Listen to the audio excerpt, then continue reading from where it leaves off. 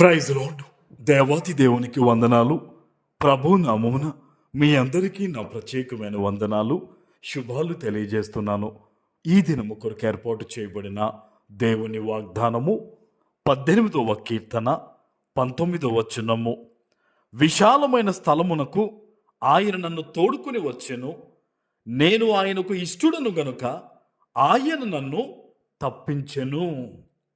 దేవుని నామానికి మహిమ కలుగునుగాక.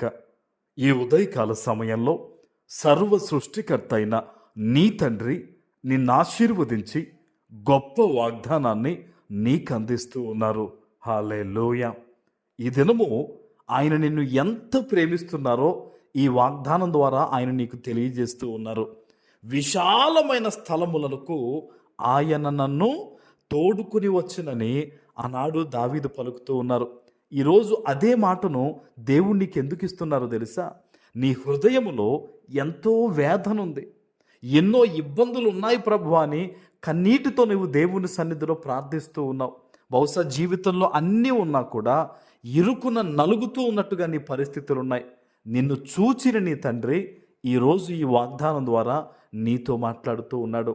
నీ హృదయములో నెమ్మది కలగజేసి నీ కుటుంబములో సమాధానం ఇచ్చి ఉన్నతమైన శాంతికరమైన సమాధానకరమైన పరిస్థితుల్లోకి దేవుడు నిన్ను నడిపించబోతూ ఉన్నారు. ఆమేన్.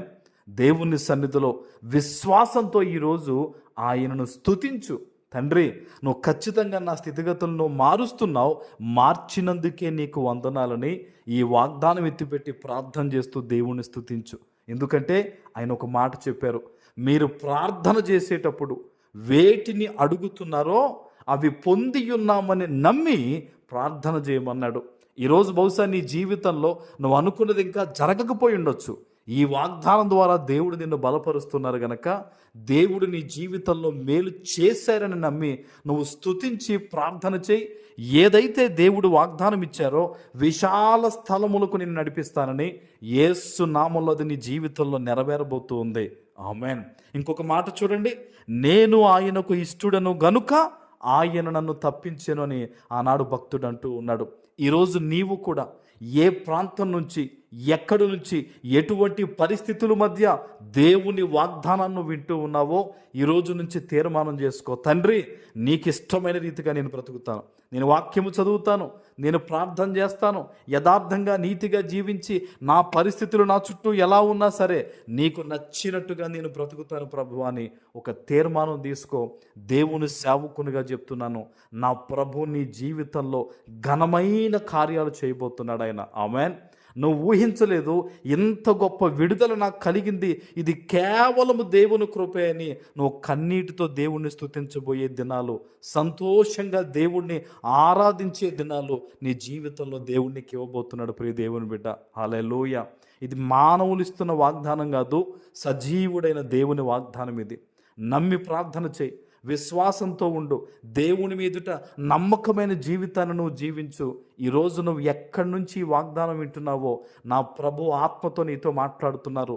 నీ జీవితంలో మంచి దినాలు రాబోతూ ఉన్నాయి, విశాలమైన జీవితాన్ని నువ్వు గడపబోతూ ఉన్నావు. యేసు నామంలో ఈ వాగ్దాన ఫలం నీ పట్ల నెరవేరడమే కాదు, నీ కుటుంబం అంతా కూడా ఆశీర్వాదకరంగా ఉండబోతూ ఉన్నారు. ఆమేన్. ప్రార్థన చేసుకుందాం. పరిశుద్ధుడ, ప్రేమ కలిగిన తండ్రి, మీకు వందనాలు. ఈ ఉదయకాల సమయంలో మీరు ఇచ్చిన ఈ వాగ్దానము ప్రతి బిడ్డ జీవితంలో నెరవేర్చి స్థిరపరచమని యేసు నామమున ప్రార్థిస్తున్నాను తండ్రి. ఆమేన్.